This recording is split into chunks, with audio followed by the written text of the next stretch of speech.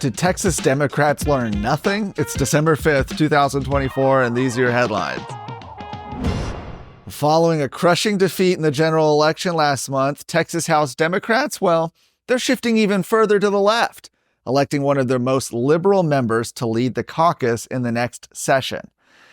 At yesterday's caucus meeting, Houston State Representative Jean Wu defeated San Antonio Representative Trey Martinez Fisher, the outgoing caucus chair who was seeking re-election.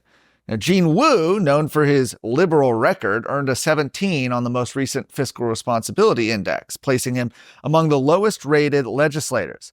Wu has also faced scrutiny for his ties to the Chinese Communist Party. He's attended events hosted by Chinese consulates, been part of the U.S.-China relation discussions, and opposed the 2020 federal closure of the Houston Chinese consulate over espionage concerns. His wife, reporter Maya Shea, downplayed those espionage allegations during an interview with a Chinese official. These connections were the subject of a Texas scorecard investigation back in 2022. Well, in addition to his ties to the CCP, Representative Wu has been a vocal opponent of legislation banning hostile foreign entities, including, that's right, China, from purchasing land in Texas. He's called those measures a threat to the American dream. Well, the change in Democrat House leadership comes as the party is struggling to gain a foothold in Texas. You might remember in the election last month, President Trump won Texas by more than 13 points, securing victories in 12 of the state's 14 border counties. Senator Ted Cruz also defeated his Democrat opponent by about 9 points. Democrats, meanwhile, lost 2 seats in the Texas House. Well, change is also on the horizon for the state Democrat Party, as Chairman Gilberto Hinojosa announced his resignation following last month's losses. Hinojosa, who partially blamed the party's defeat on its focus on divisive radical gender ideology, he didn't use those terms, but that's what he was talking about, he later had to apologize after backlash from supporters of the Democrat Party and reaffirm his, quote, unequivocal and unwavering support for LGBTQ plus Texans. The path for House Speaker Dade Phelan to retain his leadership position has taken yet another significant hit, as another former ally has endorsed his opponent, Representative David Cook. In a statement, Representative Trent Ashby announced his support for Cook ahead of Saturday's House Republican Caucus meeting. He praised Cook's ability to work collaboratively with other statewide leaders in order to achieve conservative goals. In fact, he said, "I believe David will unite the caucus by empowering members to work collaboratively with our House colleagues, Lieutenant Governor Dan Patrick, the Texas Senate, and Governor Abbott to deliver the conservative results that the overwhelming majority of Texans expect and demand." Well, Ashby's endorsement follows one from State Representative David Spiller, another former ally of Phelan, earlier this week. These endorsements bring Cook's total public commitments to 48, giving him a good majority within the 88-member Republican caucus.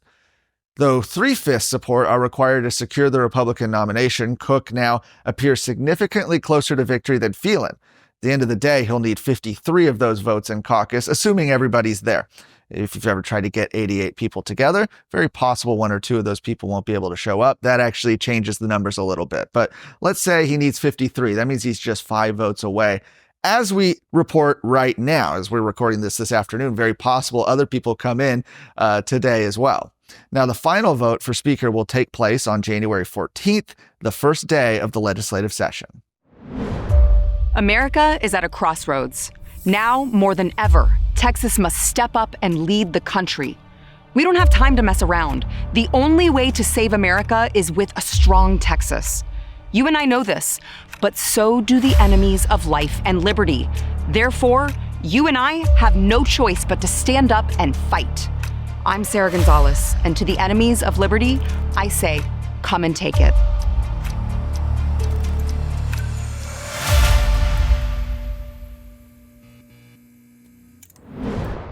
The U.S. Department of Justice has attempted to place a gag order on Dr. Ethan Heim, a Houston doctor who blew the whistle on chemical sex change procedures on minors at Texas Children's Hospital.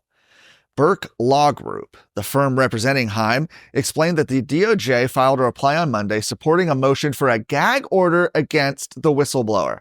Among other restrictions, the DOJ's gag order aims to effectively block him from retweeting notable figures who came to his support on social media platform X.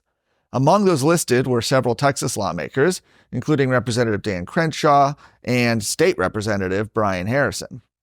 Harrison, by the way, called it outrageous. U.S. District Court Judge David Hittner has reportedly deferred the gag order on Tuesday. However, he clarified that he would not hesitate to revisit the DOJ's motion if Heim's defense did not, quote, dial back criticisms about the case levied against the government. Heim faces a 4-count indictment after revealing chemical sterilization procedures that were continuing at Texas Children's Hospital, although CEO Mark Wallace announced that the program would be shut down.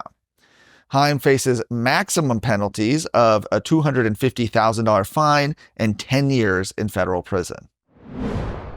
For more of today's stories, go to TexasScorecard.com.